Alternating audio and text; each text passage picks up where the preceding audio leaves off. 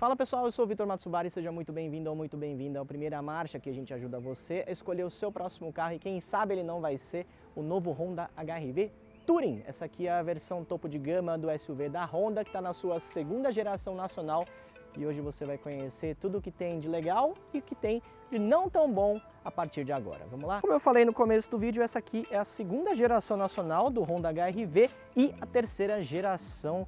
Ela não tem nenhuma semelhança em relação ao antigo HR-V em termos de design. Tem um estilo bem mais esportivo, até mais voltado para um crossover do que um SUV propriamente dito, e também tem um estilo até com algumas semelhanças com o segmento de SUVs cupês, como você vai ver ali na traseira. Vamos começar falando aqui da frente, que tem esses faróis bem afilados, com um desenho bem esportivo e iluminação do tipo Full LED, e a grade dianteira tem esse acabamento aqui em 3 dimensões. Essa grade é exclusiva das versões Advance e Touring, que são as duas equipadas com o motor 1.5 Turbo Flex, que traz mais potência e também mais torque em relação à antiga motorização turbinada. Antes de ir lá para o lateral e depois para a traseira, dá só uma olhada nesse detalhe aqui bem charmoso que reproduz o desenho de um batimento cardíaco aqui na parte inferior do para-choque, que traz também essas aletas aqui bem bonitas, que dão um estilo bem esportivo, e elas têm também acabamento na cor preto brilhante. Aqui nas laterais temos as rodas de liga leve de 17 polegadas com acabamento diamantado e um desenho exclusivo para essa configuração Touring. Capas dos espelhos retrovisores trazem repetidores de seta aqui na própria peça, mas não tem acabamento preto brilhante como seria comum em alguns seus concorrentes. Um elemento que foi preservado do antigo HR-V é justamente aqui a maçaneta escondida nas colunas C, que dá bastante personalidade.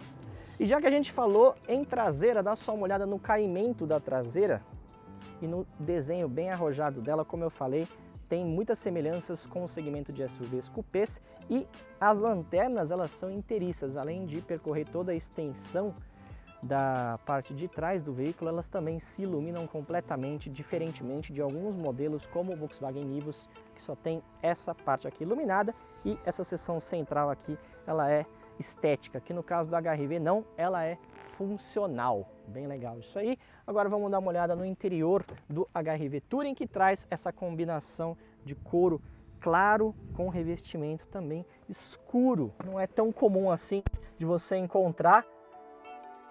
Saudação de boas-vindas, antes de tudo, não é comum assim você encontrar esse tipo de combinação nos modelos dessa categoria. Vamos ligar o motor, partida do motor por botão. Isso significa que ele tem chave presencial e também realiza o destravamento das portas sem a necessidade da chave. Olha só o painel como ele é digital, muito claro, muito fácil de visualizar as informações do veículo, e você consegue navegar facilmente pelas informações tanto do computador de bordo como também as outras informações gerais do carro. Tem velocímetro digital e também analógico ali no centro, mostrando agora aqui o volante de 3 raios, que tem um desenho bem esportivo, sem base achatada, como acontece na maioria dos carros hoje atuais, e ele tem comandos, é claro, do sistema de som, também de telefone celular e algumas funções do computador de bordo, e aqui do sistema de piloto automático ou controle de cruzeiro, se você preferir.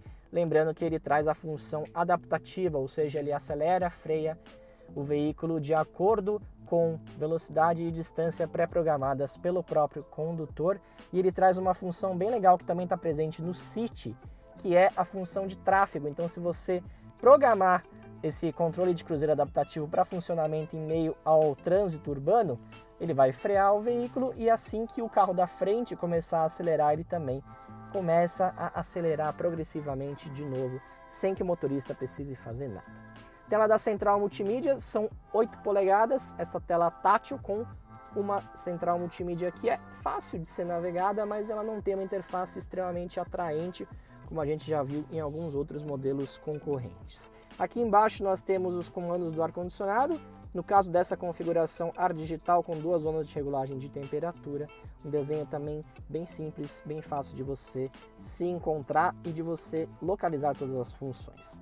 Entradas USB, 2 do tipo A convencionais, sendo uma delas dedicada ao carregamento de dispositivos móveis, que é aquela entrada ali do lado direito. Um pouco mais para baixo temos carregador de celular por indução, à frente da manopla do câmbio, assim como uma tomada de 12 volts ali também, pertinho da bandeja para carregamento de celular.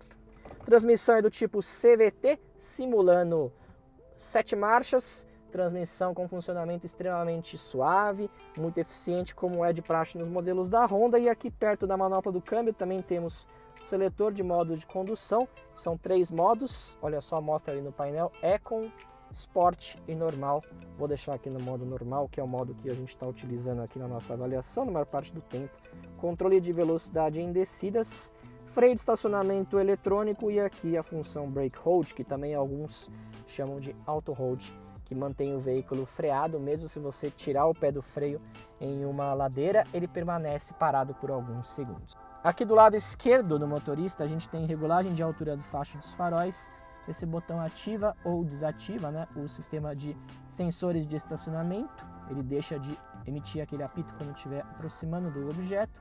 Esse botão aqui embaixo serve para você desligar ou ligar os sistemas de assistência à condução. Lembrando que ele traz o pacote Honda Sensing, o qual a gente vai falar daqui a pouco. Aqui você consegue controlar o sistema que é o assistente de permanência em faixa de rolamento, né? Que ele garante que o veículo permaneça na faixa de rolamento e também avisa caso você invada a faixa ao lado. E aqui para baixo é a frenagem autônoma de emergência, que trabalha em conjunto com o alerta de colisão frontal.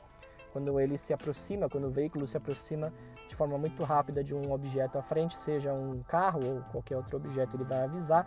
Caso o motorista não tome nenhuma providência, ele mesmo realiza a frenagem para tentar impedir a colisão. Aqui na porta do motorista a gente tem vários comandos: regulagem elétrica dos espelhos retrovisores, travamento central das portas, os botões dos 4 vidros elétricos, e aqui fica o botão para você rebater os espelhos retrovisores. Função essa realizada automaticamente. Faltou mostrar os bancos, né? Em relação ao antigo HRV, esses bancos eles são mais finos, mas segundo a Honda eles são bem mais confortáveis em viagens longas e de fato eles são extremamente confortáveis quando você precisa ficar um bom tempo aqui sentado no HRV. Vamos dar uma olhada ali no espaço traseiro? Chegou a hora da gente ver o espaço no banco de trás, lembrando que o banco dianteiro está regulado para mim, eu tenho 1,67 m, sobra muito mais do que um palmo. O espaço interno é uma das virtudes do HRV, já era na geração anterior, continua sendo aqui nessa geração, que traz na versão Touring saídas de ar-condicionado para os passageiros de trás e também 2 entradas USB aqui embaixo para carregamento de dispositivos móveis, além de uma bolsa porta-objetos na parte de trás dos bancos dianteiros. Aqui é muito confortável, você tem uma vida muito agradável aqui, tem bastante espaço para a cabeça, olha só, além, é claro, do espaço para os joelhos e para as pernas, então você viaja de uma forma extremamente confortável aqui no HRV, lembrando que ele tem o sistema de bancos modulares que a gente já mostrou na nossa avaliação da HRV 2023, se você não assistiu, vou deixar o link do card aí para você assistir depois. Ele tem o mesmo funcionamento dos bancos do Honda City Hatch e também o mesmo que era aplicado no extinto Honda Fit, saudoso Honda Fit. E você pode rebater os bancos para ampliar o espaço para transportar objetos longos, objetos altos ou simplesmente para você transportar quase tudo que você quiser aqui dentro, porque cabe bastante coisa. Curioso é esse sistema aqui de cinto de 3 pontos. Então, para você conseguir afivelar esse cinto aqui que é ancorado no teto, primeiro você tem que encaixar esse fecho aqui na parte central e depois você tem que estender essa outra parte aqui, extensão que vai presa aqui, justamente para você conseguir ancorar os 3 pontos de fixação do cinto de segurança central. Essa solução não é tão comum assim, mas algumas fabricantes japonesas gostam muito de utilizar. Então, ela não é tão bonita assim, mas continua cumprindo bem o seu papel. Vamos dar uma olhada ali no porta-malas? O porta-malas continua sendo um ponto forte do HRV, lembrando que você pode abrir ele só deslizando o pé por baixo do para-choque, no caso dessa versão Touring. A capacidade volumétrica está aí na tela para você conferir e você pode realizar o fechamento aqui. Inclusive, se você apertar e segurar este botão, você consegue regular a altura e também existe uma função que é por meio desse botão aqui, na qual você aperta o botão e aí assim que você sair da parte de baixo aqui da tampa do porta-malas, ela vai se fechar automaticamente, muito útil para quando você estiver com as suas mãos ocupadas com sacolas ou outros objetos. Agora chegou a hora da gente dirigir o HR-V Touring. Vamos lá? Nessa nova geração, o HR-V Touring utiliza o mesmo motor 1.5 turbo que equipava o finado Civic Touring e que também estava presente no antigo Civic Si. A diferença é que ele é adaptado à tecnologia bicombustível, então ele pode rodar com etanol e também ganhou algumas melhorias importantes no seu conjunto. O resultado é que, frente ao modelo antigo, ele entrega mais potência e também mais torque. Quanto à potência, são 177 cavalos, mais do que os 173 entregues anteriormente, sempre com etanol no tanque para essa comparação, e o torque um pouco mais do que os 24 kg entregues. Isso resulta, claro, num desempenho muito bom, especialmente em relação aos concorrentes, inclusive os turbinados. Então, se você é daqueles que prioriza desempenho, você não vai se queixar de nenhum problema quanto a isso no HR-V Touring, que traz um câmbio do tipo CVT, então isso significa que o desempenho poderia ser ainda melhor do que já é, caso ele estivesse equipado com uma transmissão automática com conversor de torque, que é o tipo convencional. A Honda decidiu, como faz em praticamente todos os seus produtos, equipar o carro com transmissão CVT para tentar melhorar os números de consumo. Falando um pouco de dirigibilidade e de condução, esses fatores continuam sendo bem elogiáveis, como acontece em todos os modelos da Honda. Esse aqui não é um carro com pegada esportiva, apesar dos números muito bons de torque e potência. Então ele é um veículo extremamente agradável de ser conduzido, muito silencioso e também é bastante confortável. A suspensão tem uma calibragem muito acertada para o nosso piso, ela não é dura, como já aconteceu em alguns modelos da Honda, inclusive o antigo HR-V tinha uma calibragem um pouquinho mais firme e isso penalizava um pouco o conforto no dia a dia.